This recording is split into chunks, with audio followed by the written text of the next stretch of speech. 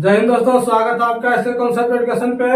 आइए, हम लोग को चोल वंश आ रहा था। क्या चोल वंश आ रहा था? और चोल वंश में हम लोग किसको, राजराज प्रथम को हम लोग पढ़ चुके थे। क्या राजराज प्रथम को पढ़ लिए थे। और उसके बाद का जो राजा है हम लोग को राजेंद्र चोल या राजेंद्र प्रथम जिसको कहते हैं, उसके बारे में हम लोग को आज चर्चा कर रहे हैं।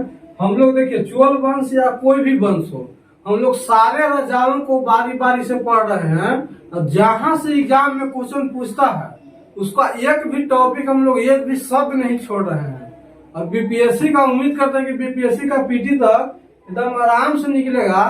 और इसका बशर्ते 1 से 2 बार रिवाइज करके जाना है। इसको पढ़ के अगर याद कर लेते हैं तो समझिए कि बीपीएससी का पीटी तक एकदम कोई नहीं रोक सकता है। कोई नहीं रोक सकता है अगर इसको सही से याद कर लेते हैं तो आइए, आज हम लोग को राजेंद्र चोल पढ़ते हैं।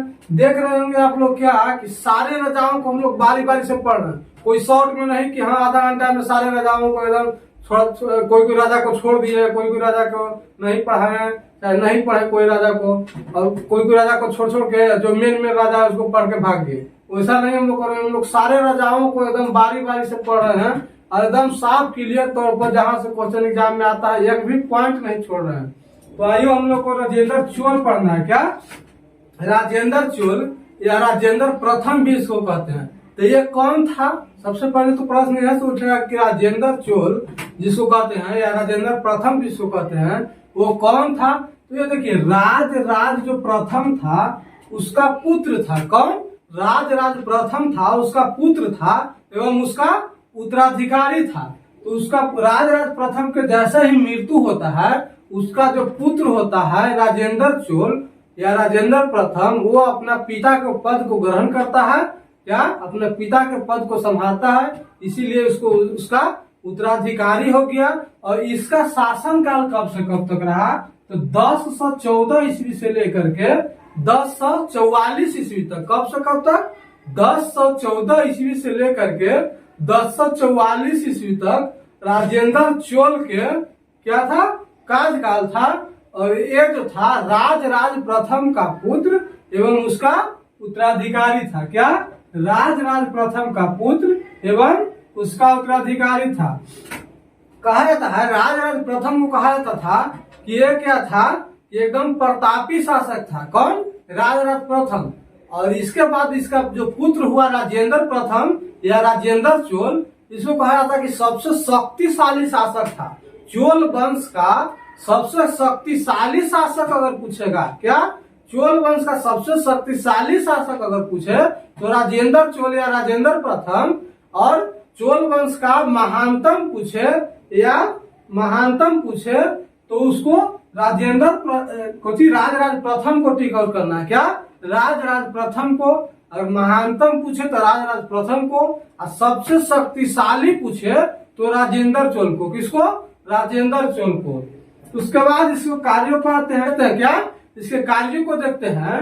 राजेंद्र चोल के कार्य क्या था? ये अरब सागर में, कहाँ पे? अरब सागर में नौ सैनिक शक्ति का निर्माण करता है। क्या नौ सैनिक शक्ति का निर्माण करता है। और इसके पिता को क्या हम लोग देखे थे, जो राज प्रथम था, उसके माने राज प्रथम को क्या हम लोग देखे थे कि ये दक्षिण भारत में नौ सैनिक शक्ति का निर्माण करवाता है। और इसका जो पुत्र हुआ राजेंद्र चोल, वो क्या करता है कि अरब सागर में, कहा अरब सागर में नौ सैनिक शक्ति का निर्माण करवाता है। दक्षिण भारत में नौ सैनिक पूछेगा, देखिए कंफ्यूजन नहीं होना है यहाँ।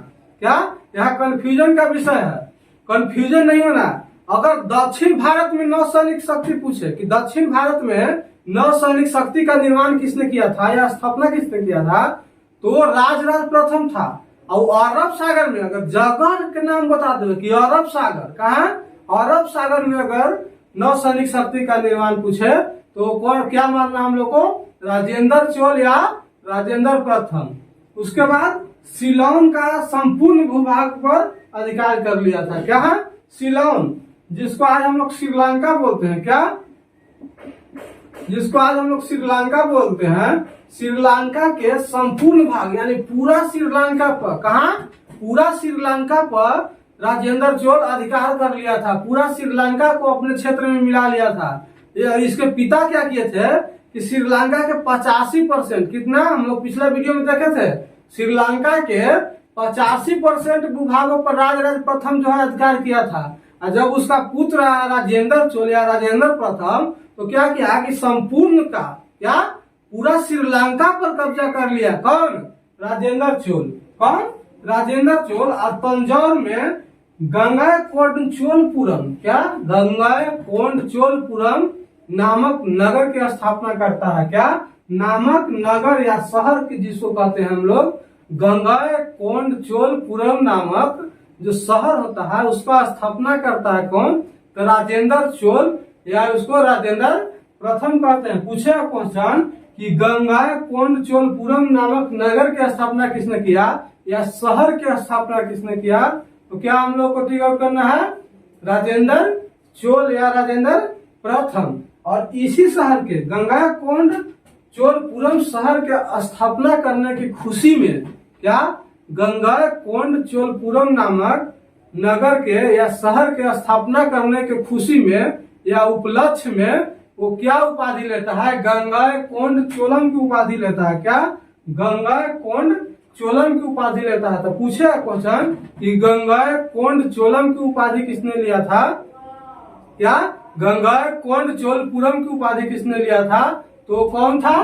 राजेंद्र चोल या राजेंद्र प्रथम। आइए एक बार फिर से राजेंद्र चोल या राजेंद्र प्रथम को रिवाइज कर लेते हैं। क्या रिवाइज कर लेते हैं? तो देखिए राजेंद्र चोल कौन था? तो राजराज प्रथम का पुत्र एवं उसका उत्तराधिकारी होता है। जैसे ही राजराज प्रथम की मृत्यु होता है राजेंद्र चोल जो है उसका पद को ग्रहण करता है, इसीलिए राजेंद्र चोल का राजराज प्रथम का उत्तराधिकारी राजेंद्र चोल हुआ। और उसका कार्यकाल कब से कब तक था? तो देखिए 1014 ईस्वी से लेकर 1044 ईस्वी तक। कब तक?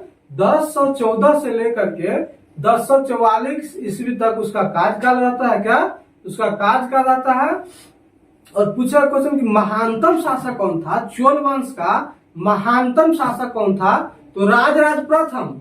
शक्तिशाली अगर पूछ देवे तो राजेंद्र चोल। कौन? सबसे शक्तिशाली अगर पूछेगा तो राजेंद्र चोल या राजेंद्र प्रथम।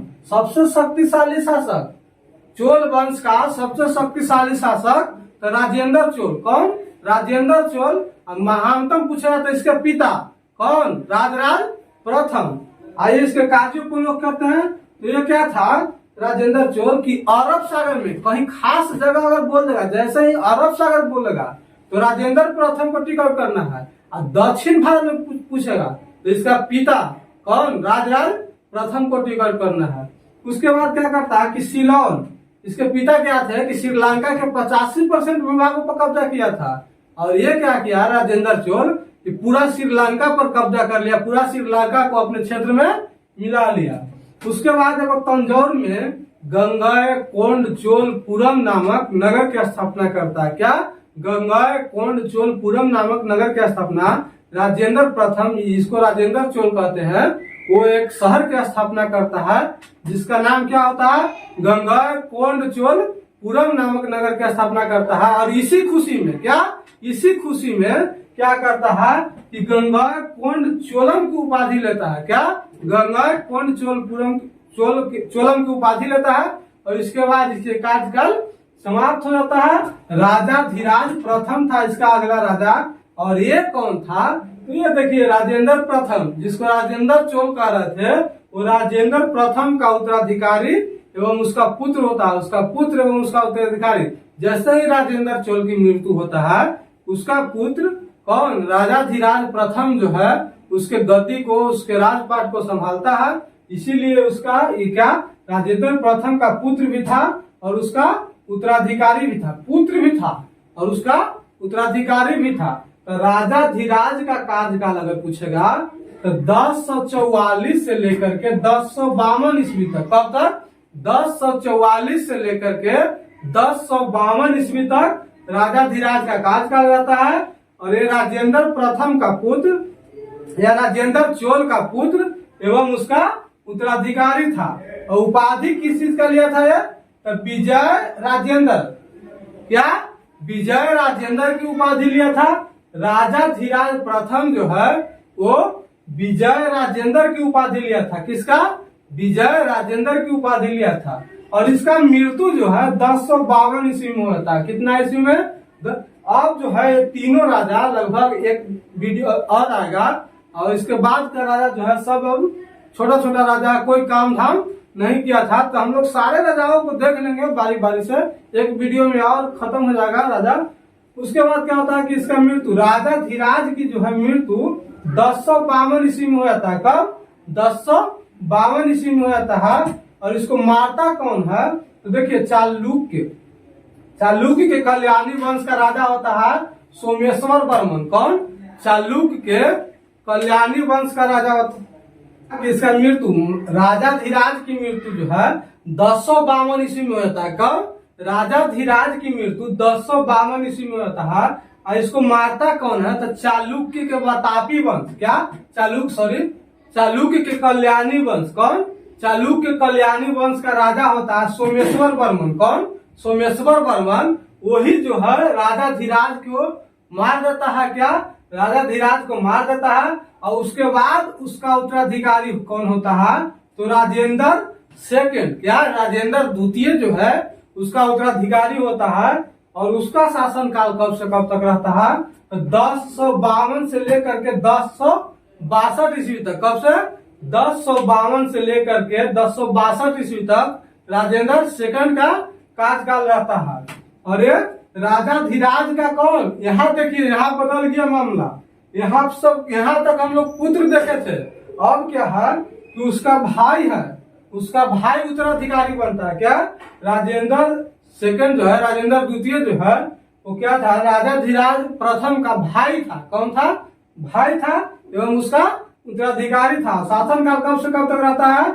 1052 से 1062 ईस्वी तक उसका शासनकाल रहता है। और इसका कार्य सिर्फ एगो था। क्या? महत्वपूर्ण कार्य अगर देखा जाए, क्वेश्चन एग्जाम में पूछने लायक अगर देखा जाए, तो सिर्फ एगो का था। क्या? कोल्हापुरी में जय स्तंभ का निर्माण करवाता है। कहाँ? कोल्हापुरी में जय स्तंभ का निर्माण करवाता है। क्या स्तंभ? जय स्तंभ का निर्माण करवाता है। और इसी खुशी में, क्या? इसी खुशी में यह प्रकेसरी की उपाधि लेता है। क्या? प्रकेसरी की उपाधि लेता है। आइए एक बार फिर से राजा धीराज प्रथम से क्या कर लेते हैं? रिवाइज कर लेते हैं।